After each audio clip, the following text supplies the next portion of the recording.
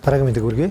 Хятадын хүнд үрст болон дөрвөн хөлт робот үйлдвэрлэгч хамгийн алдартай компани болох Unitree-гийн хувьцааны үн Шанхай хөрөнгийн бирж дээрх анхны арилжааныхаа дараа 45%-аар огцом унлаа.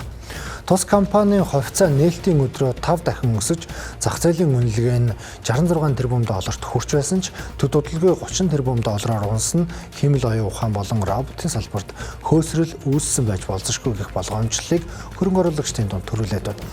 Энэ огцом савлгаа нь жижиг хөрөнгө оруулагчдыг асар их алдагдалд оруулж, Хятадын хөрөнгийн зах зээлийн тогтолцоонд ноцтой доголдол байгааг харууллаа гэж Reuters агентлаг үзэж байна.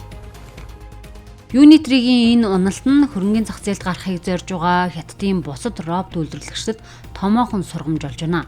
Хэдийгээр тус компани роботууд бүжиглэх, тулааны урлагаар хичээлэх зэрэг үйлдэлээр олон нийтийн анхаарлыг татаж чадсан ч арилжааны өргөн хэрэглээнд хараахан нэвтэрч чадаагүй байна.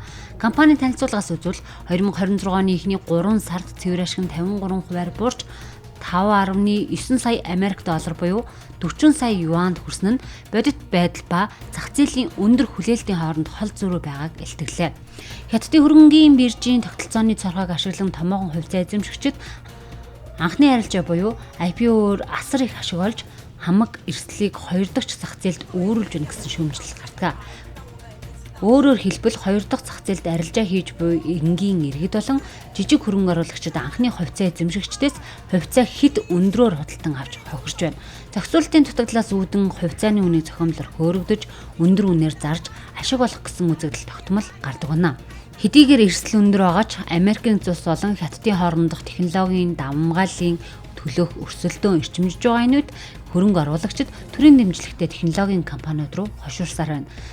Unitree болон санах хойно чип үйлдвэрлэгч CXMT зэрэг компаниуд Шанхай технологийн Star зах зээл дээр хувьцаа гаргасан нь засгийн газрын стратегийн онцгой дэмжлэгийг авч байгаагийн илэрлэм. За гисэн эдэж зохицуулагч байгууллагын хатуу хяналтын улмаас энэ оны эхний 7 сарын байдлаар Шанхайд ердөө 21 компани хувьцаагаа нийт санал болгосон нь Хонконгийн биржтэй харьцуулахад маш бага үзүүлэлт болж байна. Зарим шинжээчид хөрөнгө оруулагчдыг Хятадын роботын салбарт илүү төвчээртэй хандаж урт хугацааны хэтийн төлөвийг ажиглахыг зөвлөж байна. Робот үйлдвэрлэгчид судалгаа хөгжүүлэлтэд асар их хөрөнгө зарцуулдагч арилжааны томоохон захиалгууд орж ирэх хүртэл урт хугацаа орхимаа. Интернет ухаалаг утас гээд урд өмнөх технологийн бусад өсрэлтийн үед ч ийм зүй тогтол байсан юм а. Ямар ч тач Unitree-гийн хувьцаанаас болж алдагдал хүлээсэн олон мянган жижиг хөрөнгө оруулагчид эсэргүүцлээ илэрхийлсээр байгаа юм. За үндэсний инновац дэмжигчнэрээр жирийн иргэдийн хураасан хөрөнгө хөлсөөр цөөн хідэн хүн баяжиж болохыг цахим сүлжээнд хатуу шүүмжилсээр байна.